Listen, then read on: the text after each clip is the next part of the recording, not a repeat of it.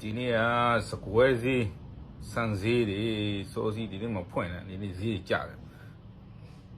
ဒီနေ့ကတော့ဖွင့်နေဖြစ်တယ်နောက်ပိတ်ရက်တွေလည်းများနေတယ်ကတော့ဒီဈေးနှုန်းတွေကနည်းငယ်ကျတယ်ပေါ့ဒါတော့လွတ်လပ်ပြီးတဲ့အထိကျနေဦးမှာပဲအရင်ကြီးတော့လည်းကောင်းလည်းမှထည့်မနေတော့ဒီချိန်ကတော့အလုပ်လုပ်လို့ရှိရင်အကြောင်းသမားကတော့နာမှာပဲဟိုမှာလည်းနည်းမယ်ဆိုတော့လူတွေကအကုန်လုံးတဲဆောင်နေတယ်လေအဲ့တော့ဖြည်းဖြည်းစစ်စစ်နဲ့လုပ်ကြအောင်ဖွင့်ရလေးပြီးရဲ့အခါအချိန်နဲ့ရပါသေးတယ်နော်ဈေးစကွဲသေးတည်ပြီးတော့စပားဈေးကတည်ရင်နေအောင်မယ်တော့စပားဈေးကအပေါ်မှာအဲ့လိုမျိုးစကွဲစံနေနည်းနည်းကြားတယ်ပြုတ်တယ်ဆိုတော့အောက်မှာတော့ခုလိုပိတ်ရက်တွေနဲ့ကတော့ဟိုပါပေါ့တလာပိုင်း10လောက်ထိကတော့အဲ့လိုပိတ်ပိတ်လင်းသွားနေဦးမှာပဲဗျနော်14လိမ့်တာစပားကျွန်တော်ထင်တယ်အရန်ပုံမှန်ကောင်းတော့ပေးရမှာပေါ့နော်အဲ့ဒါလေးလာပြောပြတာနော်